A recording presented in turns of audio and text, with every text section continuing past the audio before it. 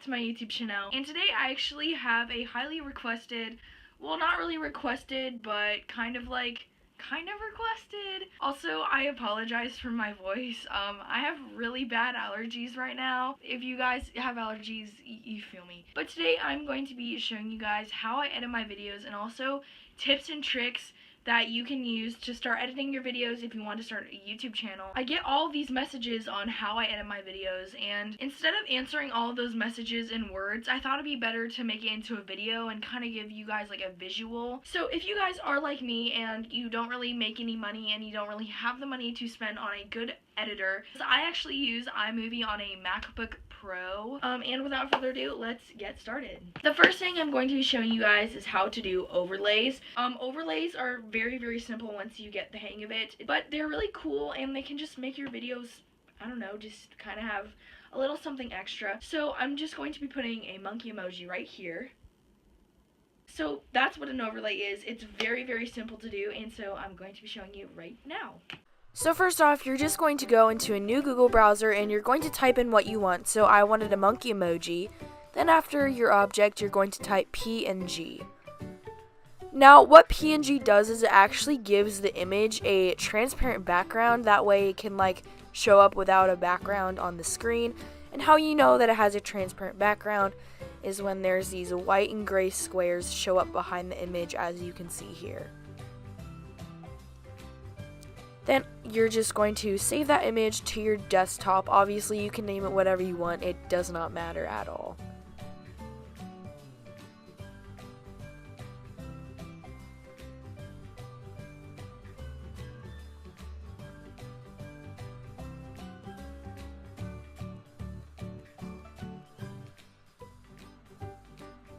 Once you're done saving it, you're just going to next drag it into your iMovie. Once you've dragged into your iMovie, you're going to go ahead and replace that with picture-in-picture instead of cutaway. Then you're going to go to this crop button up here and you're going to hit fit. Then there's a bunch of options to have it come in. I didn't really want mine to come in anyway, just wanted it to kind of pop up on the screen, so I changed that to 0. Then you can just resize it and kind of put it anywhere on the screen that you want, so I made mine bigger and kind of moved it over a little bit. Then the final step is to crop your image, as you can see I'm doing here, to make it fit into your video perfectly. Okay, the next thing I'm going to be showing you guys is green screens. Now, green screens are very good for transitions as well. If you guys know those moving subscribe buttons, I will put an example on the screen while I'm talking. And they basically are really good for just kind of giving your video some movement. They're very easy to do, so I'm gonna show you guys. So the first thing, as always, is you're just going to search up what you want and then type green screen after. So I wanted a subscribe button. Then just for this example, I just chose the first one that popped up. And of course you're obviously gonna click on it. And then kind of watch and see if it's the one that you want, and then if it's not, then obviously move on to another one. But I thought this one was really cool, so I'm going to go ahead and copy and paste this link into an MP4 converter, which basically just converts it into a download that you can put on your computer so you can import it into your iMovie. And then I'm just going to download it to my computer, and then I'm just going to import this into my iMovie, like you can see that I'm doing here. Then I'm just going to crop it. I think it's easier to do it before you put it in. And then after, I'm just going to check and see if I need to crop any more, which I did because I didn't want to make it as long. Now you're going to change this thing that says cutaway to green/blue screen, and then you're done. Then you can just kind of watch it and adjust accordingly. This next thing that I'm going to be showing you guys is moving text. So basically, for the moving text, you're going to be creating your own overlay, and again, you're just going to do the same process with the overlay, but you're going to be moving the text, and I'm just going to be having a text box saying something random, I don't even know, just moving around the screen. So to start off, I'm just going to put the text that I created in PicMonkey into my iMovie, and I'm just going to be doing the same thing that I did with the overlays. So I fit, and then I did picture-in-picture, and then I'm resizing it to how big I want it.